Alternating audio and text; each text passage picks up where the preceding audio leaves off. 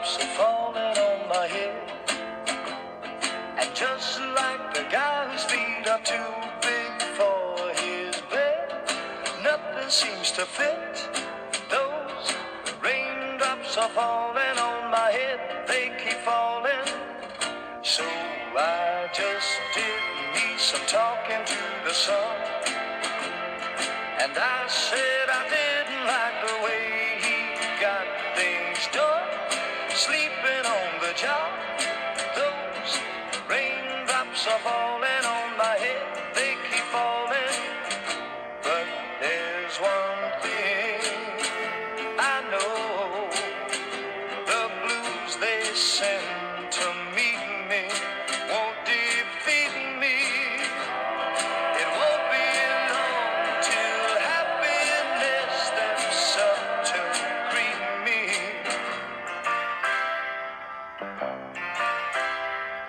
Raindrops keep falling on my head, but that doesn't mean my eyes will soon be turning red. Crying's not for me. We want to welcome you back this week to our weekly broadcast here at Messiah Baptist Church. We're located at 7101 Baker Boulevard here in Richland Hills, 76118. Today, we're enjoying the proof of God's love.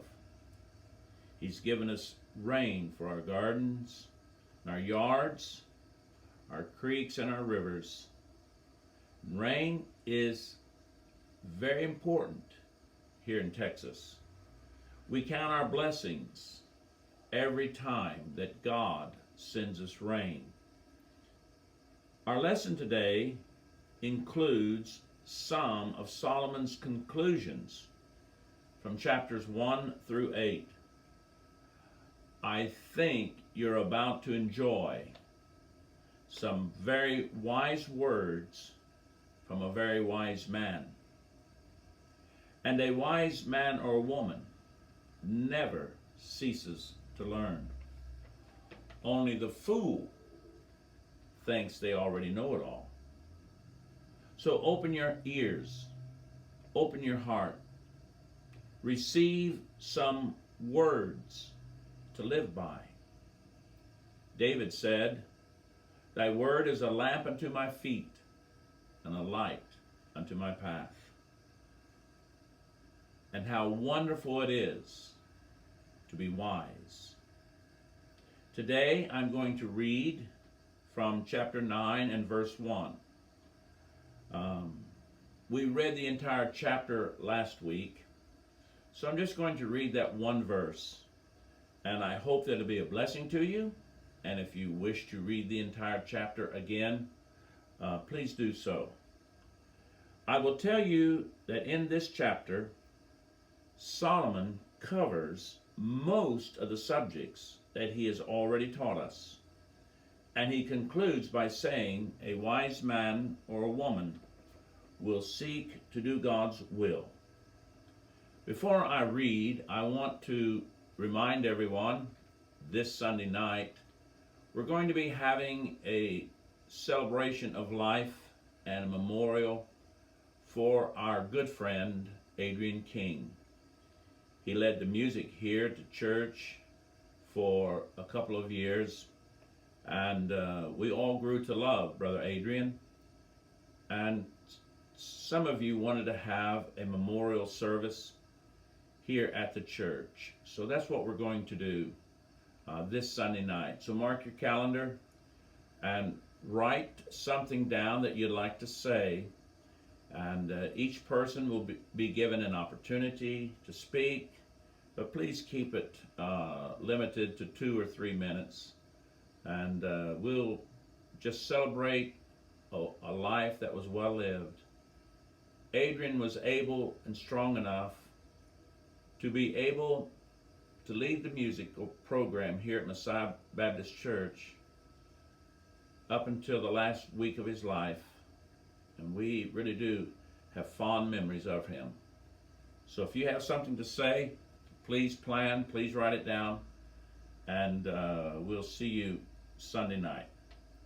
All right, here we go with some of the things that Solomon taught us. I'm going to read chapter 9 and verse 1, and then I'm going to just give you some of his conclusions, and I promise you, you're going to enjoy them, and a wise person will listen, they'll learn, and they might even write some of these down because they are good life lessons, things to live by. Here we go, chapter 9, verse 1.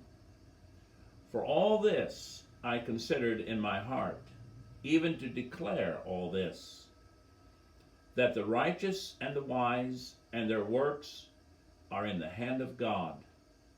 No man knoweth either love or hatred by all that is before them. Solomon is just starting us out to help us to remember some of the things he's already taught us. And I think you're going to be blessed by these words. Solomon has taught us of the deception that is in the world. Our president recently coined a phrase, fake news. And what we've discovered is that fake news is real, and it is deceptive. And politics. Be careful about what the politicians are saying. He has taught us the importance of truth. He has taught us the importance of prayer. And he has taught us the importance of wise counsel. And he teaches us that a wise man will seek wise counsel. I use the word wise because nearly everyone has an opinion. Some of what we have learned from Solomon has been by his own trial and error. That is, he tried to find out what was at the end of something that was in life. And unfortunately, Solomon tried some things that now he warns against. And I say to myself, that's not much different than the way we live. All of us have made some mistakes. We all wish we could turn back some of the pages of our lives, but we can't. And he says it like this, that our days are like water that have gone under the bridge. We can never go get that water and return it. However, we can learn from our mistakes. And if we do not learn from our mistakes, we are bound to repeat them. And the school of hard knocks is a real school. If we are wise, do not make the same mistakes twice. So here we go with some of the life lessons that Solomon has taught us. Number one, he said, work hard, especially in your youth. Enjoy your labor, for God has given you strength to get wealth. So do your best while you're young. There is profit in all labor. You work a job, you expect to be paid. And he said there is profit in all labor. So don't be lazy. Second thing he taught us, save your money. Get wealth. Don't let your upkeep become your downfall. So save your money. Number three, do not indebt all of your resources. If you make $1,000 a week, don't indebt yourself $1,200 a week. Your upkeep will become your downfall. Number 4, don't be a complainer. Learn. You become a burden to your family, your friends, and those closest to you. And what happens if you're a complainer, people begin to avoid you. So instead of being a complainer, learn to count your blessings. Number 5, Solomon taught us, a bird in the hand is worth 2 in the bush. And my friend, that can be a lesson hard learned. It can cost you. Whenever opportunity comes knocking, open the door. Number 6, all men have feet of clay. David, the father of Solomon, said it is better to trust in God than to have confidence in man. He also said it is better to trust in God than to have confidence in the prince or the king or the president. There are no perfect human beings, for all have sinned and come short of the glory of God. Our number 7, he teaches that our strength can become our weakness, and our weakness can become our strength when we learn to lean on the Lord. Number 8, there are givers and there are takers. Godly people give. Godly people give, and they learn a lesson that Jesus taught us, which is that it is more blessed to give than to receive. Number 9, he taught us that our gifts and talents come from God. So use them wisely. Honor the Lord with them. Number 10, this is a short one.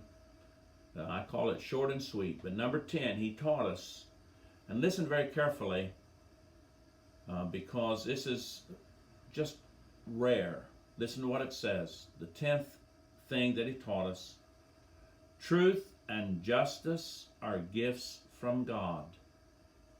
That, my friend, is very powerful and very real. I'm going to repeat it. Truth and justice are gifts from God. Number 11, Solomon has tried to teach us the importance of living a well-balanced life. He says there's a time to be born and a time to die, a time to plant and a time to harvest, a time to work and a time to rest, a time to kill and a time to heal, a time to destroy and a time to rebuild, a time to cry and a time to laugh, a time to grieve and a time to laugh, a time to gather and a time to scatter, a time to find and a time to lose, a time to keep and a time to throw away, a time to tear down and a time to rebuild, a time to be quiet and a time to speak, a time to embrace and a time to refrain from embracing, a time to love and a time to hate, a time for war and a time for peace. He's simply teaching us that living a well-balanced life is very important to being able to enjoy your life.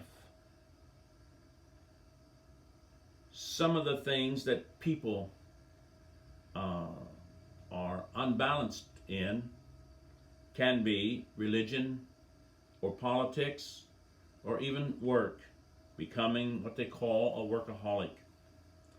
Extremism in any area can destroy. It is not a sin, and I really want to emphasize this to you. It is not a sin for you to enjoy your life. But let me tell you, Jesus is the only one who can really make your life worth the living. We must remember that it is only God who can fill our hearts with joy unspeakable. And if we delight ourselves in the Lord, He promises to give us the desires of our heart. In 1 Timothy chapter 6 and verse 6, the Apostle Paul teaches us that godliness with contentment is great gain.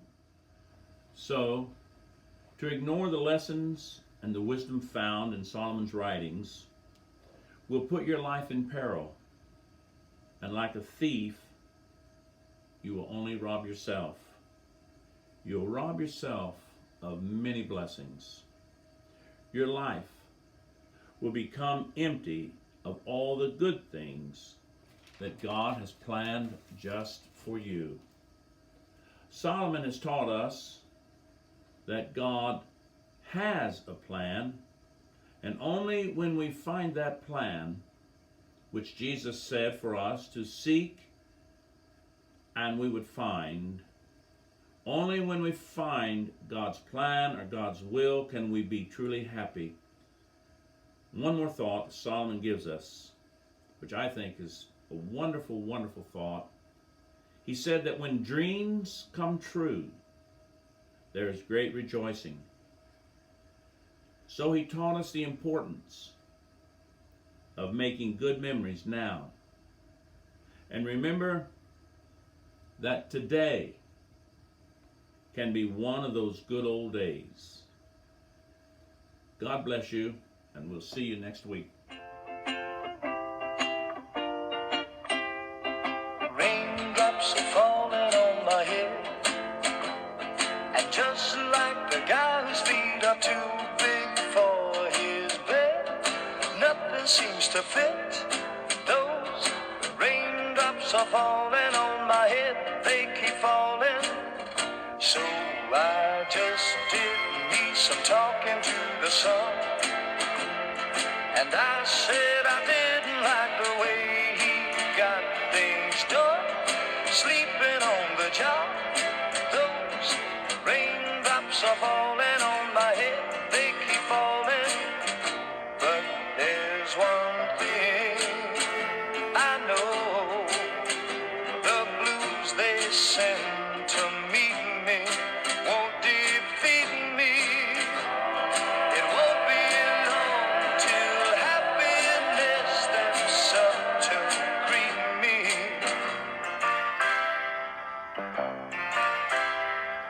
Raindrops keep